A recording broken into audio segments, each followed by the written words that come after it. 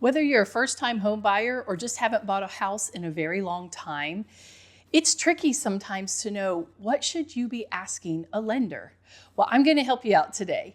My name is Linda Shinpaw. I've been a mortgage loan officer for over 23 years, and here are the top 10 questions you should ask a lender every time. Start out with question number 1. Which type of mortgage is best for me?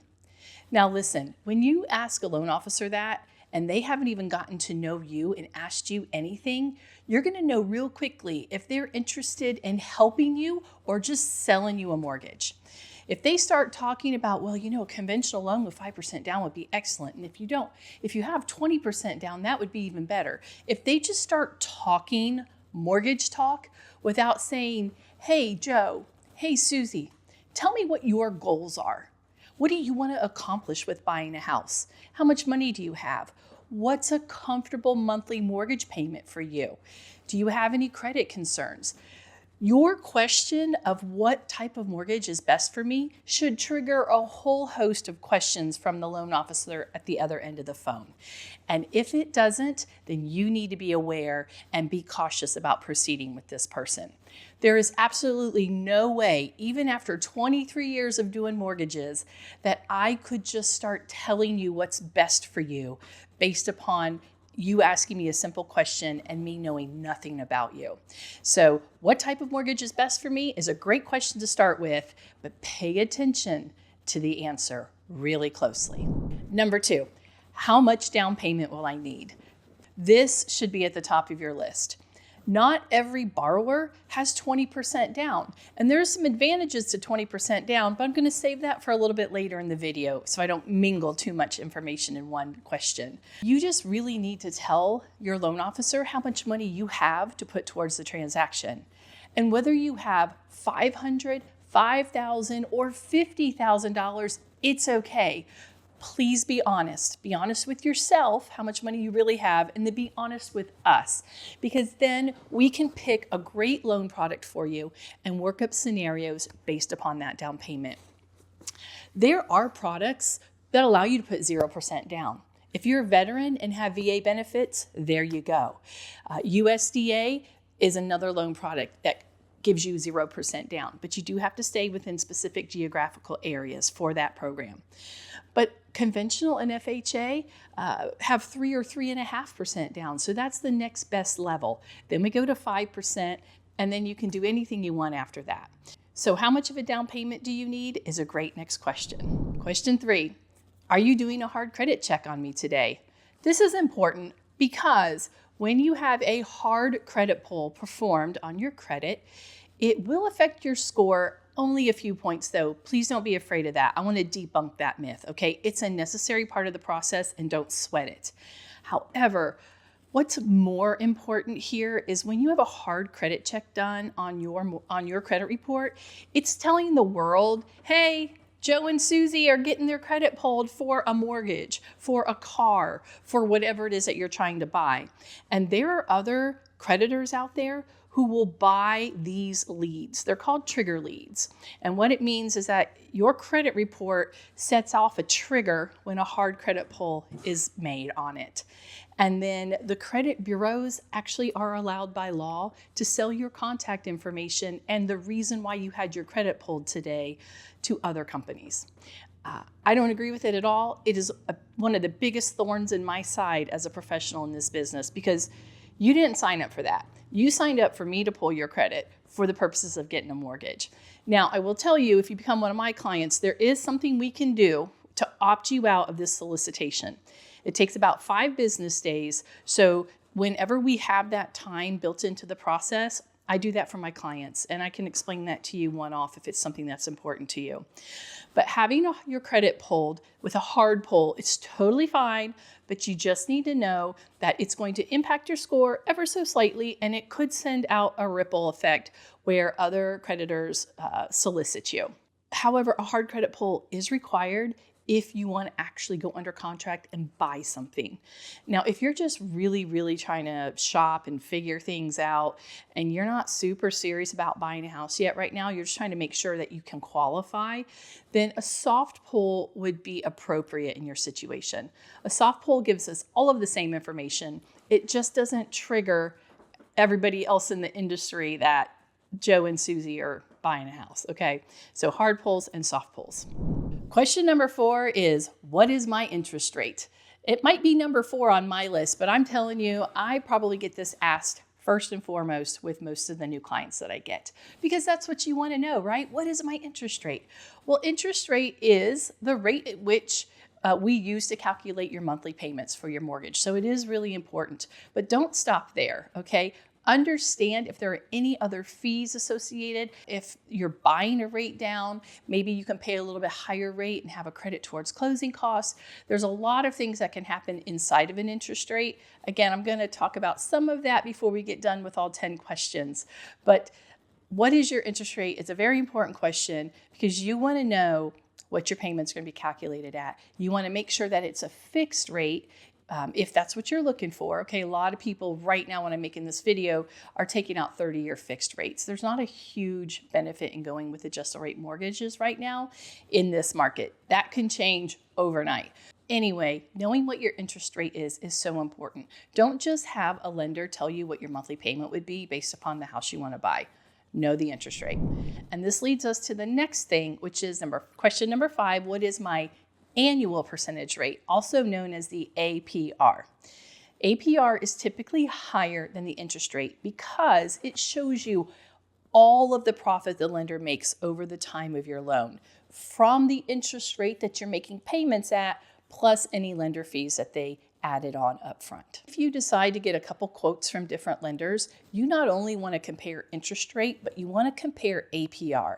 Typically, the greater the difference between interest rate and annual percentage rate, the more lender fees you're being charged. However, if you're going FHA or USDA or any specialty type of program that's going to charge you mortgage insurance or a fee up front for the program, that's going to be included there too. What I do for a lot of my clients who come to me, especially if they've already shopped a few other lenders, is I take all of our fee sheets and I line them up side to side and I show them how to compare apples to apples. Because a lot of these fees are the same kind of thing, but they have a lot of different names. But all of these lender fees, no matter what they're going towards, they are for the purpose of getting the loan. Those get added into the interest rate that you're making your payments at to bring us to that APR or annual percentage rate.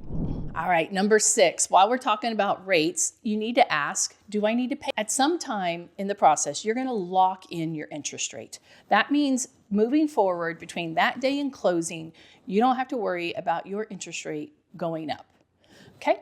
It's great. That is like a happy day for me, especially as a professional, because I sweat that for you guys. And I like to lock rates as soon as possible, if not sooner. You'll hear me say that a lot. However, when you lock an interest rate, some lenders will charge for that. I don't charge to lock in interest rate, but it's a thing somewhere. So ask, do you have a fee for locking interest rates? Okay, question 7, do I have to pay mortgage insurance? Well, first, let's define what is mortgage insurance. Mortgage insurance is something that lenders charge when you don't put 20% down. Statistically speaking, over time, the lenders and the lending organizations have found that the chance for default goes up when people put less than 20% down. So they're not picking on you. This is industry standard, okay? And then there's some program like FHA who allows for some flexibility and extra credit blemishes or a little bit lower credit score or a little bit lower down payment, and they always charge some mortgage insurance on their loans. That's just part of the process. So, however, typically you pay PMI or private mortgage insurance when you put less than 20% down. But don't sweat it if you have to pay PMI. it allows you to get in a home that you may not have been able to get in otherwise, okay?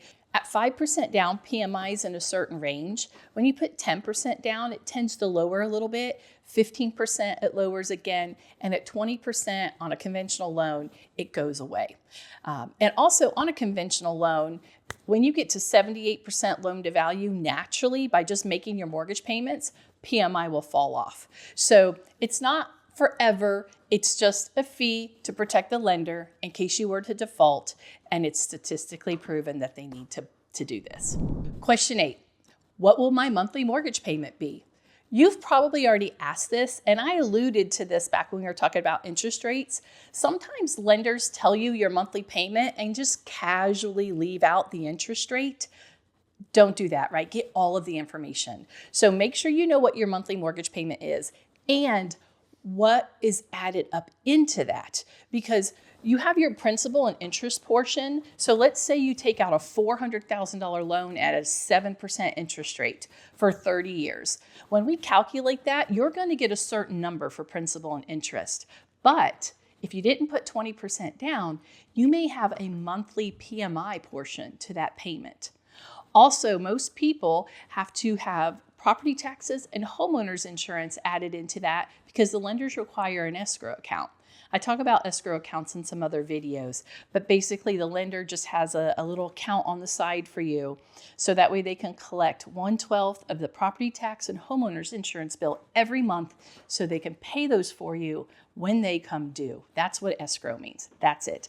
So your monthly payment's going to have principal and interest to pay back the loan, possibly PMI, most likely property taxes and homeowners insurance to build that escrow account, okay? So there's several components, and you want to make sure that you don't just get a number, an answer. Your monthly mortgage payment's going to be $2,200. Okay, well, what's in that, right? So what is your payment? What's included? We're about to wrap up with the last 2 questions, but before we do, if your head is starting to hurt a little bit from all of this information, but you know you really need to know it and understand it, click the link in my description for my free Smart Home Buyers Guide. It will take these topics and more and walk you through it in a PDF guide. So you can go at your pace, you can print it out. If you like to hold things in your hands and make notes and highlight, you can do that. And then when you're done, if you have questions, book some time on my calendar. You can also do that in this video description or in my bio. And if you're ready, go ahead and just make an appointment with me. If you have questions, like Linda, but I have more questions. These 10 aren't just the questions that I have. That's fine. I'm here as a resource. That's why I make these videos. I want you to understand this process. Yeah, it can get a little complicated, but it doesn't have to be confusing, okay? Let's finish up. Question 9. Do you have an origination fee? Again, if your lender is just giving you little bits of information and not really going through everything tip to tip with you, this might get left out. If you ask them what your interest rate is and they give you a really low rate, you might think, yeah. But guess what? There's probably an origination fee. So here's what an origination fee is. It is simply profit to the lender that they weren't going to make otherwise. A lot of times an origination fee will be so that way you can buy down the interest rate. So if the market rate may be 7% at the time and you want a 6.5% interest rate, there's going to be some origination fees that need to be paid because the lender does need to make that normal amount of profit in order to do everything they need to do in the background, okay? So they're not just going to give you that lower rate out of the goodness of their heart. They're going to charge you for it. But I want to make sure that you know that. But you should get some sort of sheet with all of the details of your transaction, and someone should explain those to you from the very beginning. And finally, the last question that you need to make sure you ask your loan officer every time you buy a house is, what other closing costs are there? You will have to make a down payment of some sort, right? Unless you are a veteran or going USDA, if you're taking one of those specialty 100% loan products. So you need to factor in your down payment plus closing cost and prepaid items. That's the technical term, closing costs and prepaid items.